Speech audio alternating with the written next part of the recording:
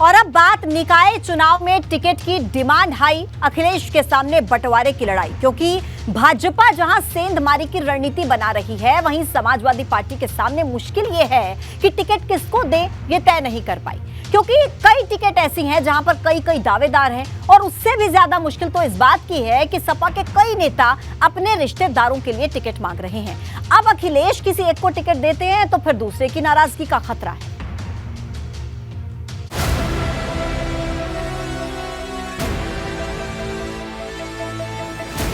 Ticket की demand high, Akhilesh के सामने बंटवारे की लड़ाई।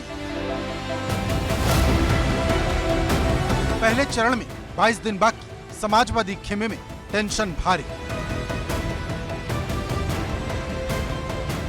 निकाय चुनाव में जितनी टेंशन चुनाव जीतने की है, उससे ज्यादा मुश्किल टिकट फाइनल करने की है। और सबसे ज्यादा टिकटों को लेकर अगर मारामारी किसी पार्टी में हो रही तो वो समाजवादी पार्टी है। क्योंकि भाजपा की तरफ से सीएम योगी पहले ही साफ कर चुके हैं कि किसी नेता के रिश्तेदारों को टिकट नहीं मिलेगा। लेकिन समाजवादी पार्टी में पत्नी, बेटे, बहू के लिए टिकट मांगने वालों की लंबी कतार है। अब अखिलेश यादव के सामने मुश्किल इस बात की है कि वो किसी के रिश्तेदार को टिकट देते हैं तो दूसरे की नाराजगी खड़ी हो जाती है। ऐसा ही कुछ मेरठ में हुआ, जब महापौर के टिकट के लिए सपा विधायक अतुल प्रधान और रफीक अंसारी दोनों अपनी अपनी पत्नी की दावेदारी लेकर खड़े हो गए। हालांकि सूत्रों से मिली जानकारी के मुताबिक अतुल प्रधान की पत्नी का टिकट फाइनल माना जा रहा। लेकिन बड़ा सवाल यह है कि अगर ये हाल एक सीट पर है तो बाकी जगह क्या होगा। क्योंकि सवाल सिर्फ नगर निगम का नहीं, नगर पालिका और नगर पंचायत को लेकर भी ऐसी ही टेंशन है।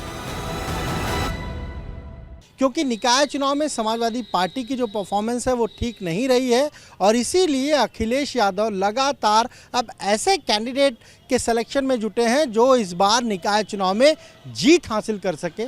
और 2024 के लोकसभा चुनाव से पहले समाजवादी पार्टी ये जो निकाय चुनाव है, जिसे सेमीफाइनल भी कहा जा रहा है, वहाँ पर ज़्यादा सीटें जीतकर एक संदेश भी दे सके।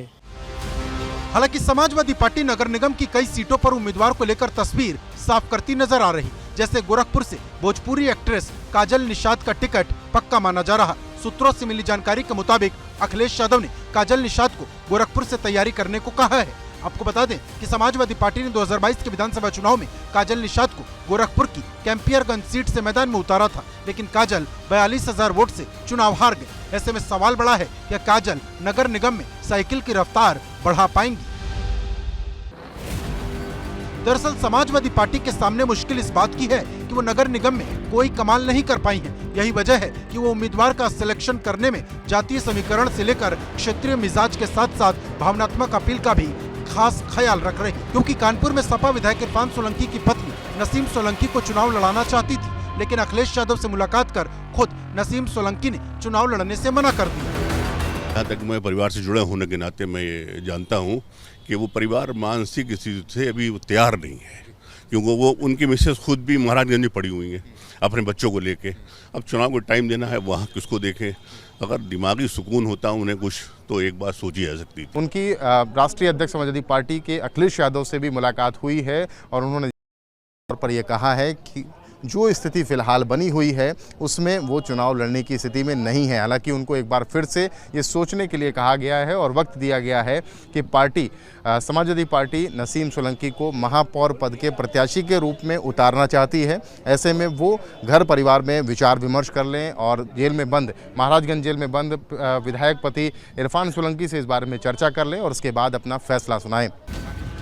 गौरतलब है कि इरफान सोलंकी बीते साल दिसंबर से जेल में बंद है। सपा चाहती थी कि इरफान की पत्नी को मेयर का टिकट देकर जनता की सहानुभूति ली जाए, लेकिन सपा टिकट फाइनल करती उससे पहले ही इरफान सोलंकी की पत्नी ने चुनाव लड़ने से मना कर दिया। लेकिन सवाल बड़ा है, क्या समाजवादी पार्टी सिर्फ विधायकों की पत्नी और रिश्तेदारों को ही टिकट देगी या फिर अपने कार्यकर्ताओं पर भी भरोसा करेगी। Bureau report, ABP Ganga.